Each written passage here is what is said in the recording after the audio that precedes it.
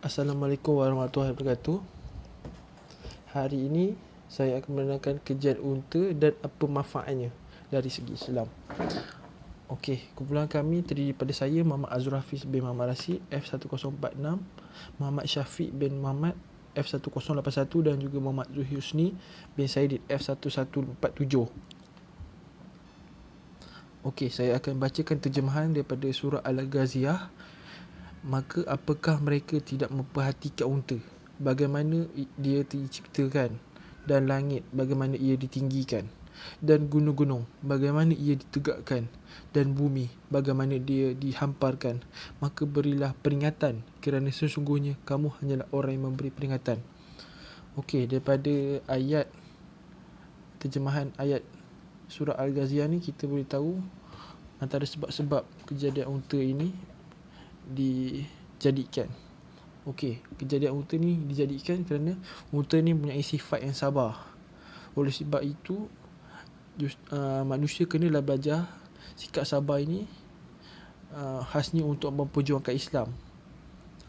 Okey, yang kedua, unta ni juga salah satu sifatnya ialah mentaati tuannya. Oleh sebab itu manusia perlulah taat terhadap Tuhan kita iaitu Allah Subhanahu Wa Taala dan mengamalkan suruhannya. Yang ketiga pula ialah unta ini tidak akan melakukan hubungan seks di hadapan manusia kerana sikap malu yang tinggi. Bahkan jika dia tidak tahu ada manusia yang intai waktu dia mengawan, maka dia akan marah dan mungkin akan bunuh orang tersebut. Justru itu manusia perlulah mengambil sikap ini kerana kita perlu ada sikap malu yang tinggi, bukan senang-senang untuk membuat maksiat di hadapan orang ramai. Kerana kadang-kadang manusia ini juga lebih teruk daripada binatang, kerana mereka pun kadang bercumbu-cumbuan di halayak ramai. Okey, seterusnya saya akan memberikan kepada ahli lain untuk meneruskan pembentangan ini. Assalamualaikum warahmatullahi wabarakatuh. Nama saya Muhammad Zuhi bin Saidin, 03 DET 19F1147. Pada hari ini saya ingin menyambung pembentangan tentang kejadian unta yang telah dibentangkan oleh sahabat saya iaitu Muhammad Azrul Hafiz. Sekarang saya akan meneruskan penyambungan pembentangan tersebut. Apa yang saya tahu ialah unta unta juga dia mengenali tuannya dan ingat tempat kembali. Sebab itu dalam hukum fiqh, jika ada jumpa binatang yang sesak, maka boleh ambil untuk diiklankan, kecuali unta. Sebab apa? Sebab unta akan tahu sendiri jalan pulang. Justru manusia kena kenal dan tahu tempat kembali iaitu akhirat, maka sentiasa beramal untuk akhirat. Yang seterusnya, apa yang saya tahu ialah unta ini tidak akan berkongsi bini macam binatang lain. Justru manusia juga harus jaga maruah dalam berkeluarga. Dan apa yang saya nak simpulkan sikit lagi ialah tentang berkongsi bini ini. Apa yang saya bandingkan manusia dengan unta ni, apa yang saya tahu, manusia sekarang kan ramai yang berkongsi bini, sedangkan unta tidak berkongsi bini. Apa yang saya boleh katakan memang tak awal, tak tahu nak fikir macam mana.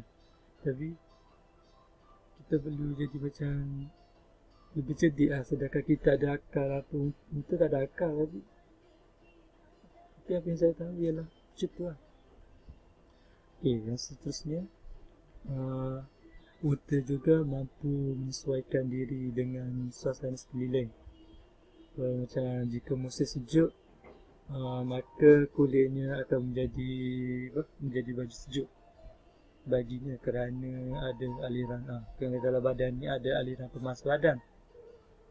Jika musim panas pula, dia akan berasa selesa juga kerana kulitnya mampu menyesuaikan diri.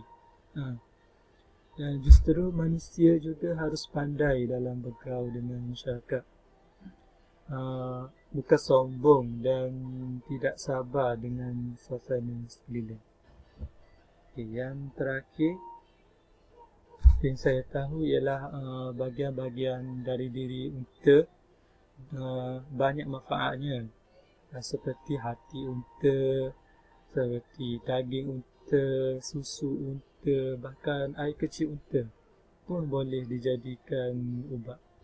Betul apa yang saya bagi tahu ni, tentang air kecil unta ni memang boleh dijadikan ubat. Betul.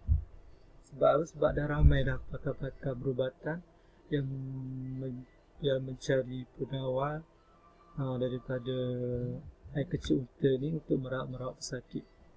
Yang betul. Dan justeru apa saya tahu, manusia kena jadikan diri mereka sentiasa memberi manfaat untuk umat, bukannya mudarat dan racun bagi umat. Okey. Sampai setakat itu sambungan saya. Sekian. Assalamualaikum, nama saya Muhammad Syafiq bin Muhammad Salim, F1081. Hari ini saya nak membentangkan tentang manfaat kejadian unta. Unta telah membantu manusia yang hidup di gurun pasir sepanjang sejarah dan telah menjadi simbol bagi kehidupan di gurun pasir. Panas gurun pasir sungguh mematikan bagi makhluk lain. Selain sejumlah kecil serangga, reptil dan beberapa binatang kecil lainnya, tak ada binatang yang mampu hidup di sana. Unta adalah satu-satunya binatang besar yang dapat hidup di sana. Allah telah menciptakannya secara khusus untuk hidup di padang pasir dan untuk melayani kehidupan manusia. Yang pertama, unta dapat bertahan hidup hingga 8 hari pada suhu 50 darjah tanpa makan atau minum. Ketika unta yang mampu berjalan tanpa minum dalam waktu yang lama ini menemukan sumber air, ia akan menyimpannya. Unta mampu meminum air sebanyak sepertiga berat badannya dalam waktu 10 minit. Ini berarti 130 liter dalam sekali minum dan tempat penyimpanannya adalah punuk unta. Sekitar 40 kilogram lemak tersimpan di sini. Hal ini menjadikan unta mampu berjalan berhari-hari di gurun pasir tanpa makan apa pun. Yang kedua, kebanyakan makanan di gurun pasir adalah kering dan berduri. Namun sistem pencernaan pada unta telah diciptakan sesuai dengan keadaan ini. Gigi dan mulut binatang ini telah dirancang untuk memungkinkannya memakan duri tajam dengan mudah. Perutnya memiliki reka bentuk khusus tersendiri sehingga cukup kuat untuk mencerna hampir semua tumbuhan di gurun pasir. Yang ketiga, kelopak mata unta melindungi matanya dari debu dan butiran pasir. Kelopak mata ini juga tembus cahaya sehingga unta tetap dapat melihat walaupun dengan mata tertutup. Yang keempat, bulu matanya yang panjang dan tebal khusus diciptakan untuk mencegah masuknya debu ke dalam mata. Yang kelima, hidung unta agak unik kerana ketika ribut pasir ia menutup hidungnya dengan penutup khusus. Yang keenam, telapak kaki yang lebar menahannya dari tenggelam ke dalam pasir. Yang ketujuh, kaki yang panjang menjauhkan tubuhnya dari permukaan pasir yang panas membakar di bawahnya. Seterusnya, yang ke-8, badan unta tertutupi oleh rambut lebat dan tebal. Ini melindunginya dari kepanasan sinar matahari dan suhu padang pasir yang dingin membeku setelah matahari terbenam. Yang ke-9, beberapa bahagian tubuhnya tertutupi sejumlah lapisan kulit pelindung yang tebal. Lapisan-lapisan tebal ini ditempatkan di bahagian-bahagian tertentu yang bersentuhan dengan permukaan tanah saat ia duduk di pasir yang amat panas. Ini mencegah kulit unta agar tidak terbakar. Seterusnya saya menyerahkan kepada ahli yang lain. Terima kasih.